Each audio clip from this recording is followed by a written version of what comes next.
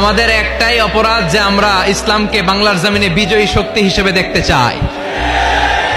আমরা চাই যে কালিমার পতাকা পতপত করে সংসদ ভবনের উপরে উঠবে, চিল্লায় বলেন ঠিক কিনা?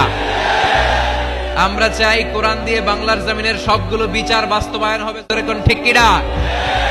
আল্লাহ বললেন আস-সারিকু ওয়াস-সারিকাতু ফাকতাউ আইদিয়াহুমা জাযাআম বিমা কাসাবা নাকালাম মিনাল্লাহ ওয়াল্লাহু আজিজুন হাকীম।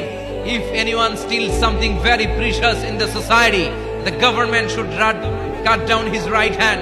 কেউ যদি চুরিতে ধরা পড়ে, দামি কোন জিনিস যদি চুরি করে চুরিতে ধরা পড়ে, গভর্নমেন্টের উচিত ওই চোরের ডান হাতটা কেটে দেওয়া, চিল্লায় বলেন ঠিক কিনা?